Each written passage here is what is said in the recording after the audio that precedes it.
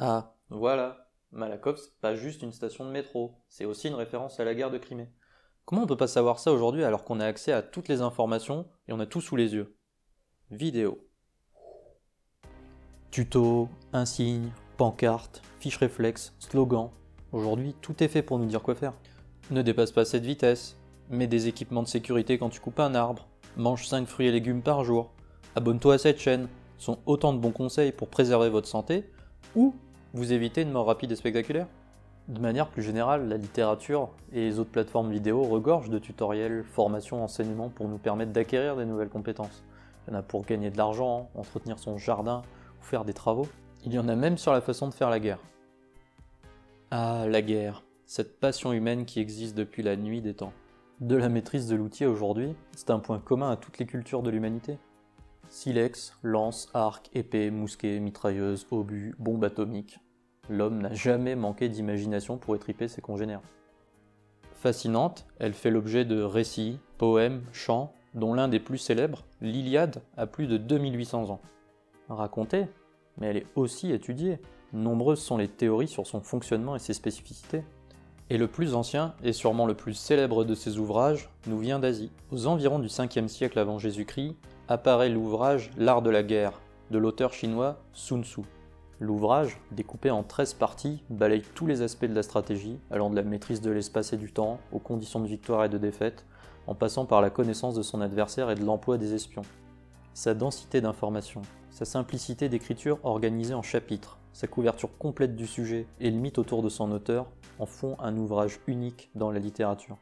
Mal daté, il a été écrit durant la période des printemps et des automnes, caractérisée par les conflits incessants entre les différents royaumes du centre de la Chine. Ah, Sun Tzu, cet auteur qui nous a fait découvrir les rouages de la stratégie. Au travers des différents chapitres, le lecteur découvre des vers qui distillent des conseils simples et pertinents. Des tirades pleines de bon sens qui rappellent que la lucidité et le discernement sont les clés du succès. Tout y passe, tactique de combat, topographie, ruse, espionnage de l'adversaire et connaissance de ses propres hommes. Sun Tzu dit « L'art de la guerre, c'est de soumettre l'ennemi sans combat ». Bien qu'il soit apparu au 5e siècle avant Jésus-Christ, l'ouvrage ne sera traduit qu'en 1772 en français, et ne deviendra un standard de la stratégie occidentale que durant la deuxième moitié du XXe siècle. Avec l'invention de l'imprimante d'abord, puis d'Internet, l'accès au savoir n'a jamais été aussi simple et rapide. En quelques clics, vous pouvez commander l'ouvrage ou trouver un résumé.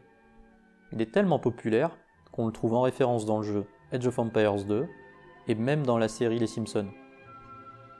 Mais malgré cette renommée et son accessibilité, tout le monde n'est pas Alexandre le Grand. Dans ce cas, quelle est la différence entre Jules César, Napoléon et Monsieur Tout-le-Monde?